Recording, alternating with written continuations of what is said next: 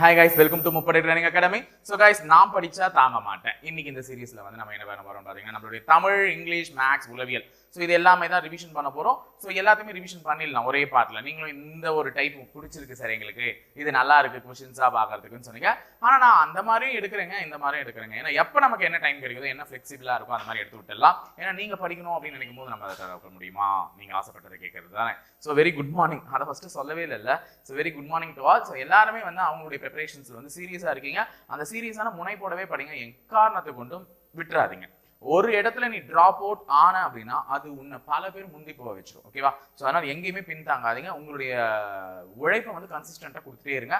கன்சிஸ்டண்டா கொடுக்கக்கூடிய ஒரு hard work வந்து சக்சஸ்ஃபுல்லாக தான் போய் முடியும். ஓகேவா? ஸோ இதை இன்னைக்கு காலையில சொல்லிட்டு நம்மளுடைய செக்ஷன்ஸ்க்கு போயிடலாம். ஸோ நான் படிச்ச தாங்க மாட்டேன். ஃபர்ஸ்ட் இங்கிலீஷ் இருக்கு. தயவு செஞ்சு பிசி மாணவர்கள் யாராவது இருந்தா skip skip skip skip skip அப்படியே ஸ்கிப் பண்ணி போயிட்டு தமிழுக்கு போயிடுங்க. ஓகேவா? Tamil or maths or psychology எது அடுத்து 6ல இருந்து வருதோ அதுல இருந்து போயிடுங்க. ஃபர்ஸ்ட் 5 क्वेश्चंस வந்து பாத்தீங்கன்னா ஃபார் எஸ்ஐ ஸ்டூடண்ட்ஸ். இல்ல நான் பிசி தான் படிக்கிறேன் ஆனா நான் எஸ்ஐ எழுத போறேன் அப்படின்றவங்க தாராளமா இதை கவனிச்சுக்கோங்க. ஓகேவா? ஸோ ஃபர்ஸ்ட் 5 क्वेश्चंस வந்து எதுல இருந்து வந்திருக்குன்னு பாத்தீங்கன்னா ரீசனிங்ல இருந்து கேட்டிருக்காங்க. ஸோ ஒரு டேஷ் வச்சு select the correct tense form of the verb in the bracket.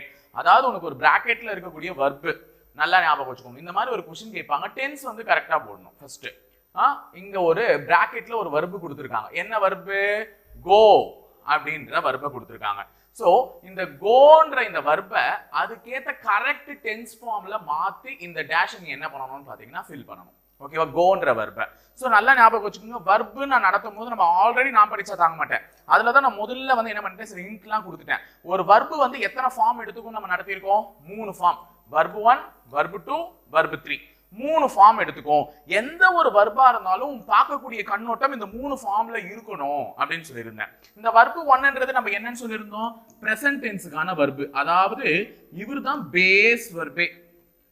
இவர்ல இருந்து தான் உருவாங்க. எப்படி தமிழ்ல வந்து அதனுடைய வேர்ச்சொல்லை கண்டறிக அப்படின்னு சொல்லிட்டு பார்த்தான் இப்படி ஒரு வார்த்தை உருவாயிருக்கு.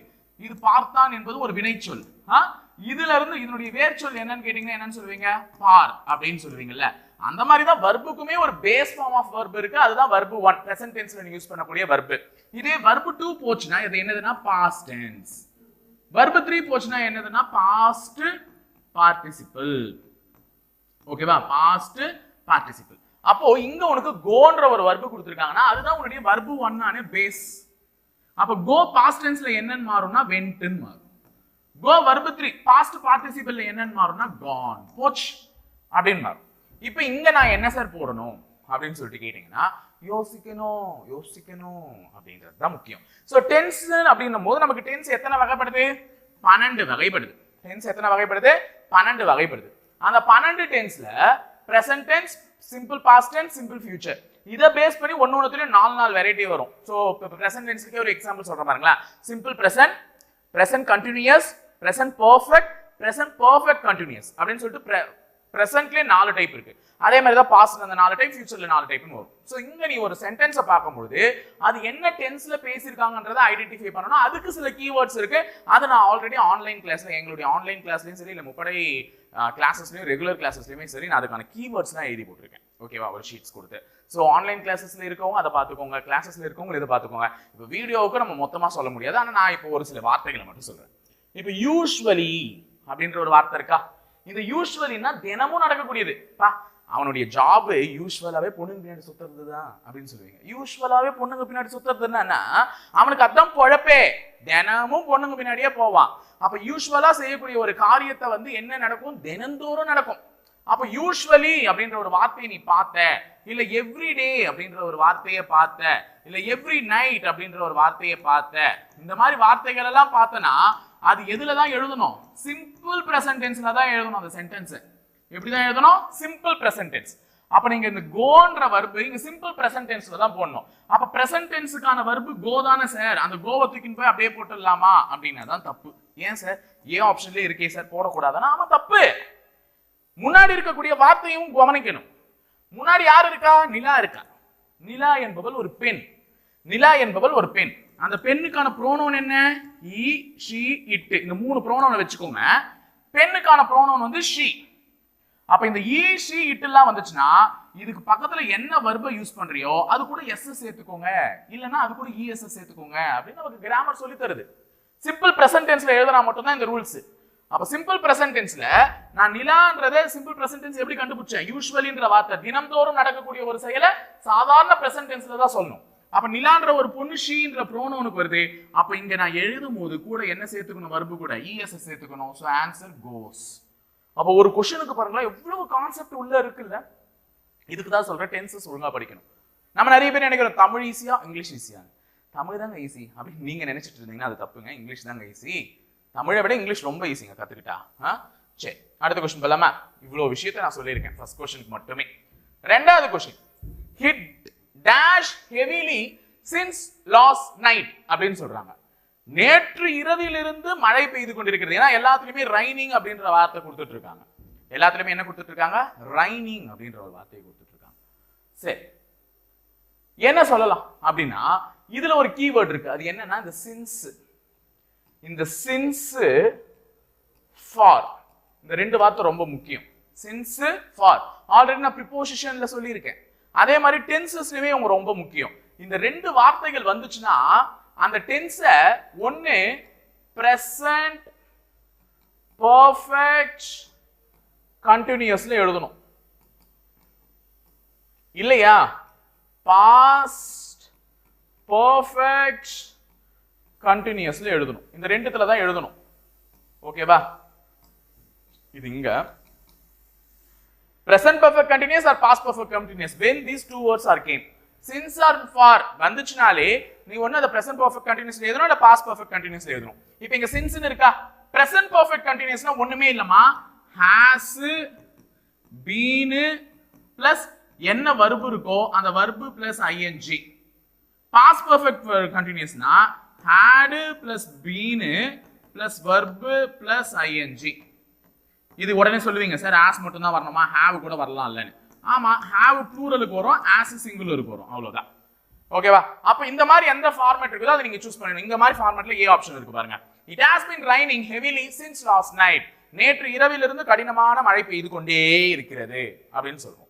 இன்னமும் பெஞ்சிக்கிட்டு இருக்கு, நிக்கல அப்படின்ற மாதிரி சொல்லணும். so it has been heavily raining heavily since last night. அப்போ இந்த sinceன்ற வார்த்தையை பார்த்துட்டீங்கன்னா either present perfect continuous இல்ல past perfect continuous தான் யூஸ் பண்ணனும். சோ present perfect continuousனா as கூட வரணும், past perfectனா add கூட வரணும். ஓகேவா? சோ இதெல்லாம் இங்கிலீஷ் வந்து ரூல்ஸ் தெரிஞ்சுக்கிட்டா ஈஸியா போட்டுடலாமா. சரி, அடுத்த क्वेश्चனும் பாருங்க. since அப்படிங்கற ஒரு வார்த்தையை வச்சிருக்கேன். they dash in the school since 2012. அவன் இந்த ஸ்கூல்ல 2012ல இருந்து படிச்சு வேலை செஞ்சுக்கிட்டு இருக்கான். சர்விங்னு கொடுத்துட்டாங்க. சர்விங் அப்படின்னா அவங்க வேலை செஞ்சுக்கிட்டு இருக்காங்க.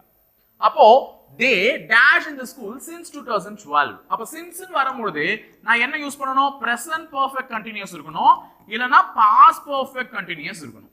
இதுதானே சொல்லியிருக்கேன். அப்ப present perfect continuousனா has இல்ல have plus been plus verb plus ing. past perfect continuousனா had plus been plus verb plus ing. இப்போ நல்லா கவனிச்சு பாரு, has have ன்னு இருக்கா? அப்போ இங்க have தான் யூஸ் பண்ண முடியும். ஏன்னா as வச்சு எந்த क्वेश्चनமே இல்ல. அப்ப they ன்னும்போதே plural. so they have தான் வந்திருக்கணும். so they have been serving அப்படினு வந்திருக்கும். சரி, அப்ப மூணாவது क्वेश्चन. அடுத்து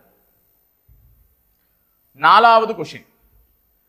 when I reached the station the train dash அப்படினு சொல்றாங்க. when I reached the station the train அப்படினு சொல்றாங்க. நல்லா ஞாபகம் வச்சுக்கோங்க.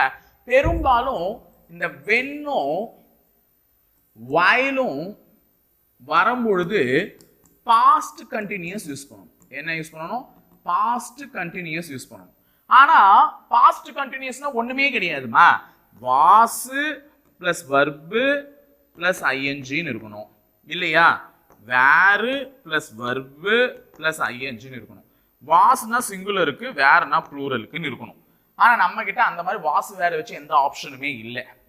அப்ப நீங்க கண்டுபிடிக்கணும், இந்த இடத்துல ஒரு பாஸ்ட் டென்ஸ் யூஸ் பண்ணிருக்காங்க. ஓகேவா? when I reached the station, நான் ஸ்டேஷன் போறதுக்குள்ள ட்ரெயின் என்ன ஆயிடுச்சு? போயிடுச்சு. நிறைய பேர் சொல்லுவாங்களே, ஸ்டேஷன் போறதுக்குள்ள ட்ரெயின் போயிடுச்சுப்பா, அவ்வளவுதான். அப்போ இந்த when and while வரும்பொழுது இந்த பாஸ்ட் கண்டினியூஸ் தான் யூஸ் பண்ணணும். ஆனா பாஸ்ட் கண்டினியூஸ்க்கு ஆனா ஆப்ஷன்ஸ் இல்லாத பட்சத்துல நீ என்ன பண்ணலாம்னா பெர்ஃபெக்ட் டென்ஸ் யூஸ் பண்ணலாம். என்ன tense? Perfect tense. So perfect டென்ஸ்ன்றது பெர்ஃபெக்டா பேசுறதுக்கு பயன்படுத்துறது. பாஸ்ட் பெர்ஃபெக்ட் டென்ஸ் யூஸ் பண்ணலாம். ஏன்னா முன்னாடி ஒரு செயல் இறந்த காலத்துல இருக்கும்போது வரக்கூடிய செயலும் ஒரு இறந்த காலத்துல இருந்த செயல் தான். ஏன்னா இது நடக்கிறதுக்கு முன்னாடி இங்க இருக்கிற விஷயம் நடந்துட்டு இருக்கும். when I reached the station, நான் ஸ்டேஷன் போறதுக்கு முன்னாடி ட்ரெயின் போயிடுச்சு. அப்ப ட்ரெயின் போனதுதான் முதல்ல நடந்தது. நான் ஸ்டேஷன் போனதுன்றது அதுக்கு அடுத்து நடந்த ஒரு விஷயம் தான். அப்ப நான் ஸ்டேஷன் போறதுக்கு முன்னாடி என்ன ஆயிடுச்சு? ட்ரெயின் போயிடுச்சு. அப்ப இது அதுக்கும் முன்னாடி நடந்தது. அப்ப இதையே நான் பாஸ்ட் டென்ஸ்ல சொல்லியிருக்கேன்னா இதையுமே நான் பாஸ்ட் டென்ஸ்ல தான் சொல்லணும். அதுலயும் எப்படி சொல்லணும்? பாஸ்ட் பர்ஃபெக்ட் டென்ஸ்ல சொல்லணும். அதனால இங்க என்ன பண்ண போறோம்னா had left தி ஆப்ஷன். பர்ஃபெக்ட்னாலே had. இப்பதான் பார்த்தோம்ல பர்ஃபெக்ட் கண்டினியூஸ்னா add கூட ing verb போட்டோம். வெறும் பர்ஃபெக்ட் டென்ஸ்னா add கூட verb 3 போடணும். ஓகேவா? சோ இதெல்லாம் கிளாஸா எடுத்தா நல்லா இருக்கும். பட் நம்ம இப்ப ஜஸ்ட் இதுதானே பார்த்துட்டு இருக்கோம். ஆனா காலையில என்ன சார் இங்கிலீஷ்ல இவ்வளவு ரூல்ஸ் சொல்றீங்க, காஃபியே குடிக்க தோணல அப்படின்றீங்க. சரி பார்க்கலாம், கத்துக்கலாமே. I dashed to my mother when the guest arrived. I dashed to my mother when ன்னு பார்த்துட்டீங்க. whenனால என்ன ஃபர்ஸ்ட் யூஸ் பண்ணனும்? பாஸ்ட் கண்டினியூஸ் இருக்கான்னு தான் பார்க்கணும். பாஸ்ட் கண்டினியூஸ் இல்லனா தான் எங்க போணும்? பாஸ்ட் பெர்ஃபெக்ட்கே போணும். ஓகேவா? இப்போ பாஸ்ட் கண்டினியூஸ்னா என்னது? was அல்லது were plus verb plus ing இப்படி தான் இருக்கணும்னு சொன்னேன். அந்த was were ன்னு எதனா இருக்கா? was இருக்கு. talkன்றது verb, ing இருக்குப்பா. அப்போ when I was talking to my mother when the guest arrived. விருந்தாளிகள் வரும்பொழுது நான் என் அம்மாவுடன் பேசிக் கொண்டிருந்தேன். அவங்கள பத்தி திட்டிட்டு இருந்திருப்பான், வரப்போதுங்க சைத்தானுங்க அப்படின்னு சொல்லிட்டு. சோ அதனால வந்து நான் எங்க அம்மா கூட பேசிட்டு இருக்கும்போது யார் வந்ததா? விருந்தாளிகள் வந்தார்கள். இப்ப வந்தோடனே சும்மா இருக்காதுங்க, வந்தோடனே வேலைக்கு போயிட்டியா அப்படின்னு தான் என்ன கேட்குங்க அப்படின்னுவீங்கல்ல. எத்தனை பேருக்கு அந்த எக்ஸ்பீரியன்ஸ் இருக்கு? So when I was talking to my mother when the guest arrived. அப்ப இந்த when or while சோ இந்த ரெண்டு வார்த்தையை பாத்தீங்கனாலே மேக்ஸிமம் பாஸ்ட் கண்டினியூஸ் இருக்கான்னு சர்ச் பண்ணுங்க. அது இல்லாத பட்சத்துல எங்க போகணும்? பாஸ்ட் பெர்ஃபெக்ட்டுக்கு போகணும். சரியா? இப்போ இது வந்து சொல்லிட்டேன். 5 क्वेश्चन இங்கிலீஷ்ல முடிஞ்சிச்சு. அப்பாடா ஏதோ லண்டன் போயிட்டு வந்த மாதிரி இருக்கும்ல எல்லாருக்கும். இங்கிலீஷ் ஒழிஞ்சிச்சு பா. இப்போதான் நம்ம தாய்மொழியாம் தமிழ் மொழிக்கு வந்திருக்கோம். சோ பின்வரும் ஆங்கில சொற்களுக்கு இணையான தமிழ் சொல்லை தேர்க அப்படின்னு சொல்லி கொடுத்திருக்காங்க. Fake news. இவனுக்கு ஒரு சீட் எடுத்து போடுங்கப்பா, பொய்யா சொல்லிக்கிட்டு கிடக்கான் அப்படின்வாங்கல்ல. அப்ப ஃபேக் அப்படின்னாலே அது என்னது? பொய். அப்ப பொய் செய்தியை தான் ஃபேக் நியூஸ் அப்படின்னு சொல்லுவாங்க. பொய் செய்தி தான் என்னன்னு சொல்லுவாங்க? Fake news. அப்ப நம்ம தான் இந்த ஒரு செக்ஷன்ல ரேபிட் ஃபயரே வைக்கிறது இல்லையே. அப்ப அதுக்கேற்ற மாதிரி ஒரு ரேபிட் ஃபயர் ஒரு கொஸ்டின் கேட்டு போறேன். Flash news. ஃபேக் நியூஸ்னு கேள்விப்பட்டிருக்கீங்க, அது என்ன sir flash news? So flash நியூஸ்னா என்ன? இதை சொல்லுங்க பார்க்கலாம். கமெண்ட் பாக்ஸ்ல கமெண்ட் பண்ணுங்க. ஓகேவா? Comment your answer. ஃபிளாஷ் நியூஸ்னா என்ன? ஓகே. ஸோ ஃபேக் நியூஸ்னா பொய் செய்தி, ஃபிளாஷ் நியூஸ்னா என்ன? அடுத்தது கன்சியூமர். ரொம்ப முக்கியமான வார்த்தை. இது நான் ஒரு கொஸ்டின் கேட்டுட்டே தான் இருப்பேன். இப்போ நீங்க வந்து மாட்டினீங்கல்ல, பார்க்கலாம். கன்சியூமர் வாடிக்கையாளரா, பொருள் வாங்குவோரா, நுகர்வோரா, விற்பனையாளரா? இதுக்கான தூய தமிழ் சொல் மேபி எல்லாமே கூட செட் ஆகிறதுக்கான வாய்ப்புகள் இருக்கு. ஆனா தமிழ் சொல் அப்படின்னும் போது அதற்கான தமிழ் சொல்லா நுகர்வோரை தான் எடுப்போம். ஓகேவா? நுகர்வோர். இப்போ நான் உங்களுக்கு ஒரு கொஸ்டின் கேட்கறேன் இதுல இருந்து. என்ன அப்படின்னா கன்சியூமர் ரைட்ஸ் டே என்னைக்கு? கன்சியூமர் ரைட்ஸ் டே, நுகர்வோர் பாதுகாப்பு தினமா? நுகர்வோர் தினம் நினைக்கிறேன், ஏதோ ஒரு சம்திங் தமிழ்ல. நுகர்வோர் உரிமை தினம் அப்படின்னு எடுத்துக்கலாம். உரிமை தினம் என்னைக்கு? மறக்காம கமெண்ட் பாக்ஸ்ல கமெண்ட் பண்ணுங்க.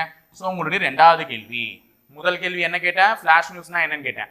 ரெண்டாவது கேள்வி என்ன கேட்டிருக்கேன்? கன்சியூமர் ரைட்ஸ் டே என்னைக்குன்னு கேட்டிருக்கேன். சோ மறக்காம கமெண்ட் பாக்ஸ்ல கமெண்ட் பண்ணிடுங்க. அடுத்தது டைரக்டர். இந்த படத்தோட டைரக்டர் எப்படியாப்பட்ட டைரக்டர், எப்படி எடுத்திருக்கார் அப்படின்றீங்கல்ல. டைரக்டர்னா என்ன? உன்னை இயக்குபவர். உன்னை இயக்குபவர் கடவுள், ஏதோ ஒரு சக்தி. அது நானா கூட இருக்கலாம்ல. ஏன்னா உன்னை காலையில வந்து ஒரு காஃபி கப்போட உட்கார வச்சு இந்த கிளாஸஸ் கவனிக்க வைக்கிறேன்னா நானா கூட உன்னை இயக்குபவனா இருக்கலாம். இந்த ஒரு வீடியோல மட்டும் ஃபுல்லா இல்ல. ஓகேவா? அப்போ டைரக்டர் அப்படின்னா என்னது? இயக்குனர், இயக்குபவர். ஓகேவா? தயாரிப்பாளர்னா producer, dance master or dance director, choreographer அப்படின்னு சொன்னா நடன இயக்குனர், நடிகர்னா ஆக்டர்னு சொல்லுவாங்க. ஸோ டைரக்டர்னா இயக்குனர். அடுத்தது ரூம். ரூம்னா எனக்கு தெரியாதா சார்? ரூம் அப்படின்னு போட்டுக்கிட்டு வைக்க போறீங்க. இந்த ரூம் ஆமா வரும். சிறு அறை. அறை. இந்த அறை வந்து ஆங்கி அறையிறது. எந்த அறை? இந்த அறை. ஓகேவா? அப்ப ரூம் என்ற ஒரு ஆங்கில சொல்லுக்கான சரியான அறை வந்து அந்த அறை தான். ஓகே. அடுத்தது அடுத்தது ஏஜென்ட். ஏஜென்ட் அதே தான் அறைக்கும் வரும்னு நினைக்கிறேன். ஓகே, இந்த அறை வந்து ஆஃப் நினைக்கிறேன். ஓகேவா, இந்த ஃபர்ஸ்ட்ல பார்த்த அறை வந்து ஆஃப். அதே தான் அறைதலும் வரும், ரூம் அறைக்கும் வரும். ஏஜென்ட். ஏஜென்ட்னா யாரு? நிறைய வார்த்தையில கண்டுபிடிச்சு பார்த்துருப்பீங்க. இவர் ஒரு எல்ஐசி ஏஜென்ட்டுங்க, எல்ஐசி ஏஜென்ட், இவர்கிட்ட வந்து பாலிசி போடுங்க அப்படின்லாம் சொல்லுவாங்க, பார்த்துருப்பீங்கல்ல. ஸோ ஏஜென்ட்னா யாருன்னா முகவர். யாரு? முகவர். அவருக்கான முகவரி மாதிரி அவர் ஒரு முகவர். ஸோ ஏஜென்ட்னா முகவர். ஓகேவா, சரியா போச்சா? சரியா போச்சு. தமிழ் ஓகே, டக்குன்னு முடிஞ்சிச்சு. வாங்க reasoning. So one of the important ஏரியாக்குள்ள நுழைஞ்சிட்டோம். இப்போ நம்மளுடைய ஏரியா இது. சரியான இணையை தேர்வுன்னு சொல்லி கொடுத்துருக்காங்க. 123. இதை வந்து 13 ஸ்கொயர்னு எழுதியிருந்தா 235 என்னன்னு எழுதியிருப்பாங்க அப்படின்னு நம்மள கேட்குறாங்க. ஏன் சார் 123 13 ஸ்கொயர்னு எழுதியிருக்கணும்? 13 ஸ்கொயர் 169 தானே அப்படின்னு நினைச்சிருந்தீங்கன்னா யோசிச்சு பாருங்க. Try to think in a different way. ஏன்னா ரீசனிங் வரும்போது இதுதான் ரூல்ஸ் அண்ட் லாஜிக்ஸ்லாம் கிடையாது. இப்படிதான் கொஸ்டின் உருவாக்கணும், இப்படிதான் கொஸ்டின் கேட்கணும்லாம். நான் ஒரு லாஜிக்ல கேட்பேன், உனக்கு யோசிச்சு பதில சொல்லு அப்படின்வாங்க. இப்போ இதுல இருக்கக்கூடிய முதல் எண்ணையும் இதுல இருக்கக்கூடிய கடைசி எண்ணையும் தான் அவங்க எழுதியிருக்காங்க. நடுவில் இருக்கக்கூடிய இந்த ஒரு எண்ணை எங்க தூக்கி போய் போட்டாங்க? பவர்ல போட்டாங்க. அப்ப 123ன்றது 13 ஸ்கொயராக எழுதப்பட்டுள்ளது என்ற காரணம் எப்படி வந்துச்சுன்னு தெரியுதா? முதல் எண்ணையும் கடைசி எண்ணையும் அடியில போட்டுட்டு அடுக்குல வந்து தூக்கி போய் நடு எண்ணை போட்டாங்க. அப்ப இந்த நம்பர் எழுதும் போது என்னன்னு எழுதணும்? 25 கியூப். So answer C. ஓகேவா, 25 கியூப். அடுத்தது 12வது கேள்வி. 8ன்றதை 28ன்னு எழுதியிருந்தா 27ன்றதை என்னன்னு எழுதலாம் அப்படின்றது கேள்வி. அப்ப 8 ஆன்சர் 28ன்னு எழுதுறாங்க. 8 8 8ன்னு ரொம்ப நேரமா பார்த்துட்டு இருந்தீங்கன்னா ஓங்கி தலையில குட்டு எவ்வளவு நேரம் பார்ப்பேன்? அது எவ்வளவு நேரம் பார்த்தாலும் 8ஆ தான் இருக்கும். எதனா மாறிடுவ போகுது. அப்போ 8ன்றத பார்க்கறதுக்கு பதிலா அதை ஒரு 2 கியூப்னு பார்த்து பாருங்க. 2 கியூப்னு பாருங்க. இந்த பக்கம் இருக்கக்கூடிய 27 வந்து 3 கியூப்னு பாருங்க. அப்ப 8 பார்க்கக்கூடிய பார்வை மாறுபடணும். 8ன்றத 2 கியூபாகவும் 27ன்றத 3 கியூபாகவும் நீ மாத்தி பாத்தீங்கன்னா இந்த பதில் கிடைக்கிறதுக்கு உங்களுக்கு ஏதாவது வழி பிறக்கும். இப்ப இங்க என்ன எழுதிருக்காங்கன்னா 3 கியூப் பிளஸ் 1. ஏன்னா 27ன்றது 3 கியூப்னு சொல்லிட்டேன், அது கூட 1 கூட்டினா 28. அப்ப முன்னாடி சொல்லப்பட்ட கியூபினுடைய வேல்யூ அடுத்த வேல்யூவை கியூப் பண்ணி அது கூட 1 கூட்டி எழுதிருக்காங்க. புரியுதா? அப்ப 8 ஏன் 28ஆ மாறுச்சுன்னா 8 என்பது 2 கியூபுக்கான மதிப்பு. அதற்கு அடுத்த மதிப்பான 3 கியூபோட 1 கூட்டி எழுதுனா 28. அப்ப 27ன்றது 3 கியூபுக்கான மதிப்பு. அப்ப அடுத்த கியூபான 4 கியூபோட 1 கூட்டி எழுதுனா இந்த மதிப்பு கிடைச்சிடும். 4 கியூப் என்ன? 64. 64ஓட 1 கூட்டி எழுதுனா 65. ஓகேவா, சரியா போச்சு. அடுத்தது 13வது கேள்வி. 11 1331 எழுதிருக்காங்க. 11 என்ன எழுதிருக்காங்க? 1331 எழுதிருக்காங்க. ஏன் எழுதுனாங்கன்னா 11 கியூபினுடைய மதிப்பு என்ன? 1331. அப்ப 12 கியூபினுடைய மதிப்பு என்னன்னு பாத்தீங்கன்னா 1728. Answer A.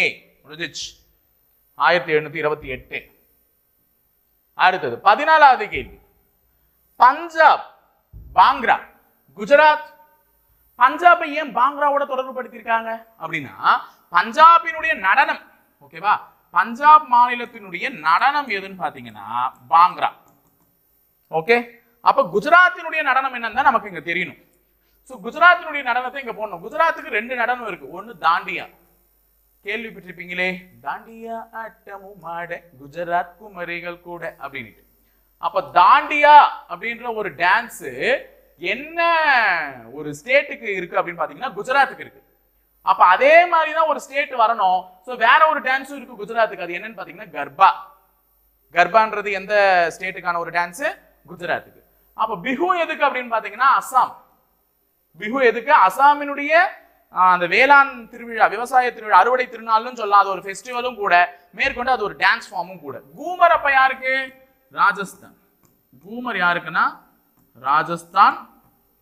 கதக் யாருக்குன்னா உத்தரப்பிரதேசம். உங்க தமிழ்ல வந்து சாரி உங்க தமிழ்நாட்டு புக்ல வந்து என்ன போட்டிருப்பாங்கன்னா Kathak belongs to north India, வட தமிழகம்னு போட்டுட்டு இருப்பாங்க. ஆனா not only north India, exact place வந்து உத்தரப்பிரதேசம். கதகளின்னு அதான் கேரளா. சரியா? கதக்குக்கும் கதகளிக்கும் வித்தியாசம் தெரிஞ்சுக்கோ. அப்பமா கண்லான்றது குஜராத்தோட சம்பந்தப்பட்டிருக்காங்க. அப்ப கொச்சின் என்பது அசால்ட்டா சொல்லுவீங்க, ஏன்னா கொச்சின் கேரளம் இல்ல, ஈஸியா சொல்லிட்டு போயிடுவீங்க. கொச்சி கேரளாவோட சம்பந்தம். அப்ப கண்லாவை ஏன் குஜராத்தோட சம்பந்தப்பட்டிருக்காங்கன்னா கண்லா என்பது ஒரு துறைமுகம். கன்லா என்பது ஒரு துறைமுகம். இந்த துறைமுகம் எங்க இருக்குன்னா குஜராத்ல இருக்கு. அப்ப கொச்சின் என்பது கொச்சின்ல இருக்கக்கூடிய துறைமுகம் எங்க இருக்கு அப்படின்னு பாத்தீங்கன்னா கேரளம்ல இருக்கு. இப்ப நான் உங்களை ஒண்ணு கேட்டு போறேன், பாராதீப் துறைமுகம். மூணாவது கேள்விமா, ஃபிளாஷ் நியூஸ் ஒண்ணு கேட்டேன், இன்னொரு கொஸ்டின் நடுவுல கேட்டான்ல. பாராதீப் துறைமுகம் இப்ப எங்க இருக்குது? மூணாவது கேள்வி. ஏன்னா ரேபிட் ஃபயர்ல 5 கேட்கணும், நான் இப்ப மூணு கொஸ்டின் தான் கேட்டிருக்கேன். பாராதீப் துறைமுகம் எங்க இருக்கு? English Paradip port, where it is located. ஓகேவா? ஸோ எனக்கு மறக்காம கமெண்ட் பாக்ஸ்ல கமெண்ட் பண்ணிடுங்க. ஸோ இது எல்லாமே ஜிகேல வரும், உங்களுக்கு தெரியணும். துறைமுகங்கள் மொத்தமா ஒரு 13 துறைமுகங்கள் தான் இருக்கு, எங்கெங்க இருக்குன்னு. அடுத்தது என்ன கொஸ்டின் கேட்டிருக்காங்க? ஒரு பசில் கேட்டிருக்காங்க. சரி, இந்த பசில்ஸை முடிச்சிடலாமா? ஃபர்ஸ்ட் முடிச்சு விட்டுருவோம். இது வந்து பாருங்க, கேள்வியை வச்சுதான் டக்கு டக்குன்னு பதில சொல்லணும். இந்த கேள்வியை வந்து சால்வ் பண்ணணும். ஃபர்ஸ்ட் சால்வ் பண்ணிடலாமா? 6 பேருந்துகள் ABCDEF. அப்போ ஏன்ற ஒரு பேருந்து, பின்ற ஒரு பேருந்து, CDEF 6 பேருந்துகள் இருக்கு. இதுல ஏவும் ஈயும் சொகுசு பேருந்து, தட் மீன்ஸ் டீலக்ஸ் பஸ்ஸஸ். ஏவும் ஈயும் சொகுசு பேருந்து, மீதமுள்ளவை சாதாரண பேருந்து. இதெல்லாம் சாதாரண பஸ், நார்மல் பஸ். ஓகேவா? இதெல்லாம் சாதாரண பஸ், அது 2 மட்டும் சொகுசு. அப்ப சோனு பட்ட சொகுசு, சானு பட்ட சாதாரணம். இதுல BCE ஆகியவை பச்சை நிறமும், B பச்சை கலர், C பச்சை கலர், E பச்சை கலர். மீதமுள்ளவை சிவப்பு நிறம், மற்றதெல்லாம் ரெட் கலர். ACF ஆகியவை சென்னை பேருந்து. A சென்னைக்கு போவோம், C சென்னைக்கு போவோம், F சென்னைக்கு போவோம். மீதமுள்ளவை வேலூருக்கு போற பஸ். வேலூர் எங்க ஊர்ப்பா? ஓகேவா? எங்க மாவட்டம் வேலூருக்கு போற பஸ். அப்போ இது மாதிரி ஒரு டீடைல்ஸ் குழப்பி கலந்து கொடுத்தா நான் என்ன குழம்பிடுவேன்? தெளிவா எழுதிட்டேன் பத்தியா? இதுதான் நம்மளுடைய சேனலை ஃபாலோ பண்றவங்களுடைய ஸ்பெஷாலிட்டி, தெளிவா எழுதிடணும். அப்ப இப்ப படிக்கும் போது சொல்லலாம், டி என்ற பேருந்து ஒரு சாதாரண பேருந்து, சிவப்பு கலர் பேருந்து எங்க போகும்? வேலூருக்கு போகும், எங்க வேலூருக்கு வரக்கூடிய பஸ். இது சிபிஎஸ் ஏறினீங்கன்னா அதுவும் ஒரு சாதாரண பேருந்து, பச்சை கலர் பேருந்து எங்க போகும்? சென்னைக்கு போகும். சோ இதை வச்சு ஒரு சில கேள்விகள் கேட்டிருப்பாங்க, அந்த கேள்விகளுக்கு நீங்க என்ன பண்ணணும்? பதில் சொல்லணும். ஆனா இதை நான் இப்ப அழிச்சுன்னு வச்சுக்கோங்க, மொத்தத்துக்கும் சூனியம் எனக்கு. அதனால நான் இதை ஒரு போட்டோ எடுத்துக்கிறேன். எனக்கு கீழே இருக்கிற கொஸ்டின்ஸ்க்கு நான் பார்த்து சொல்லணும்ல ஆன்சர். இது ஒரு போட்டோ மட்டும் எடுத்து வச்சுக்கிறேன். இந்த கொஸ்டின்ஸ் வச்சு ஏன்னா இப்ப அழிச்சிட்டேன்னா இந்த இடத்துல சேஞ்ச்னு கொடுத்தனா இப்ப நான் கீழே போயிடுவேன், இதாயிடும். அதனால நம்ம ஆன்சர் சொல்லணும் கொஸ்டினுக்குலாம். இப்ப நீங்க சால்வ் பண்ண கத்துக்கிட்டீங்கல்ல, இப்ப நம்ம ஆன்சர் சொல்லலாமா? 16வது கொஸ்டின் பாருங்க. இதில் எந்த பேருந்து வேலூர் செல்லும் பச்சை நிற சொகுசு பேருந்து ஆகும் சொல்லிட்டு கேக்குறாங்க. which of the following bus is in green color deluxe bus boarding to Vellore? அப்ப வேலூருக்கு போனனாலே 3 பஸ் தான். என்னென்னது? BE DE E. அதுல எனக்கு என்ன கேக்குறாங்க? டீலக்ஸ் பஸ்ஸா இருக்கணும், பச்சை கலரா இருக்கணும், தட் மீன்ஸ் சொகுசு பேருந்தா இருக்கணும். அந்த மாதிரி எந்த பேருந்து நம்ம பார்த்தோம்னா நீங்க வீடியோல போய் ரீவைண்ட் பண்ணி பார்த்துக்கோங்க. So answer option E. ஈன்ற பேருந்துக்கு தான் அந்த ஆப்ஷன் இருக்கு. எந்த பேருந்துக்கு? E. E என்பதுதான் ஒரு பச்சை நிற பேருந்து, சொகுசு பேருந்தாவும் இருக்கும், வேலூருக்கும் செல்லும். அடுத்து 17வது கேள்வி. இதில் எந்த பேருந்து சென்னை செல்லும் சிவப்பு நிற சாதாரண பேருந்து? சென்னைக்கு போனோம்னா A போகும், C போகும், F போகும். அதுல சாதாரண பேருந்தா இருக்கணுமா? சாதாரண பேருந்து யாருன்னா C பேருந்தும் F பேருந்து ரெண்டுமே சாதாரணம் தான். ஆனா சிவப்பு கலர்ல இருக்கணும்னு சொல்லிட்டாங்க. அப்ப சிவப்பு கலர்ல யார் இருப்பாங்கன்னா F தான் ரெட் கலர்ல இருக்கக்கூடிய ஒரு normal bus boarding to Chennai. அடுத்தது, இதில் எந்த பேருந்து வேலூர் செல்லும் பச்சை நிற சாதாரண பேருந்து? வேலூருக்கு செல்லும் பச்சை நிற சாதாரண பேருந்து வந்து B, பாம்பேல இருக்கு B. ஓகேவா? சோ B னோனே B ஆப்ஷனை போய் சூஸ் பண்ணிட கூடாது. அந்த B பஸ் எங்க இருக்குதோ அந்த ஆப்ஷனை சூஸ் பண்ணணும். பாருங்க B பஸ் A ஆப்ஷன்ல இருக்கு. ஓகேவா? தூக்கிட்டு போய் மாத்தி மீதி ஷேட் பண்ணாதீங்க. ஒன்ஸ் தொட்டை ஓயமாற நீ கெட்ட. ஓகேவா? அடுத்தது ரொம்ப முக்கியமான क्वेश्चन, மோஸ்ட் ரிப்பீட்டட் क्वेश्चन. 1 இலிருந்து 100 வரை எத்தனை மூன்றுகள் இடம் பெற்று இருக்கும்னு கேக்குறாங்க. இப்போ இந்த மாதிரி எழுதுவாங்க, நீங்க எழுதி பார்த்திருப்பீங்க.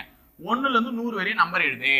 1 இருந்து 100 வரை நம்பர் எழுதுனா இதுல எத்தனை 3 இடம் பெற்று இருக்கும்னு கேட்பாங்க. நாட் ஒன்லி 3, எந்த நம்பரை கேட்டாலும் கண்ணை மூடிட்டு 20. அதாவது 2ல இருந்து 9 வரையும் எந்த நம்பரை கேட்டாலும் எத்தனை முறை தான் இருக்கும்? 20 முறை தான் இருக்கும். ஏன்னா அது மாதிரி ஒரு ஸ்பெஷாலிட்டி இருக்கு. இப்போ எழுதி பாருங்களேன். 3, 13, 23, 33, 43, 53, 63, 73, 83, 93. 33ல 2 3 எழுதியிருப்பேன். ஆனா நடுவில் நீ பார்க்க தவறிய 3கள் 30, 31, 32, 34, 35, 36, 37, 38, 39.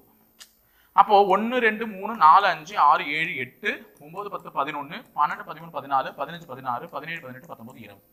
அப்போ 3 என்ற எண் கேட்டாலும் 20 முறை தான், 7 என்று எண் கேட்டாலும் 20 முறை தான், 8 என்று எண் கேட்டாலும் 20 முறை தான், எந்த எண் கேட்டாலும் 20 முறை தானே. அப்போ அது மாதிரி பார்த்து வச்சுக்கோங்க.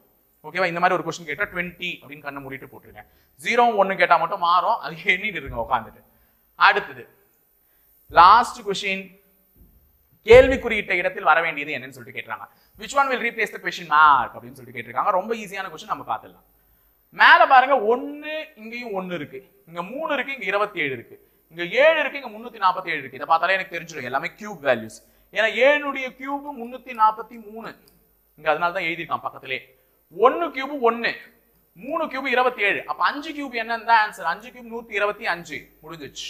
5 கியூப் என்னது 125. அப்ப எந்த அளவுக்கு ஈஸியான ஒரு கொஸ்டின் தான், நம்ம தான் அதை வந்து யூஸ் பண்ணிக்க தெரியல. இன்னைக்கு பார்த்துருக்கீங்களா நான் படிச்ச தாங்க மாட்டல ஒரு சில கான்செப்ட்ஸ். இதே மாதிரி தொடர்ந்து ஒரு கான்செப்டே பார்ப்போம். நடுவில் கேட்ட 3 கொஸ்டினுக்கும் மறக்காம ஆன்சர் பண்ணிட்டு போயிடுங்க. அப்பதான் காஃபி குடிச்சிட்டு திருப்தியா படிக்க ஆரம்பிக்கிறதுக்கான நேரம் நல்லா இருக்கும். ஓகேங்களா? சோ இணைந்திருங்கள், தொடர்ந்து பயணிப்போம் முப்படை பயிற்சி மையத்துடன். நன்றி, வணக்கம்.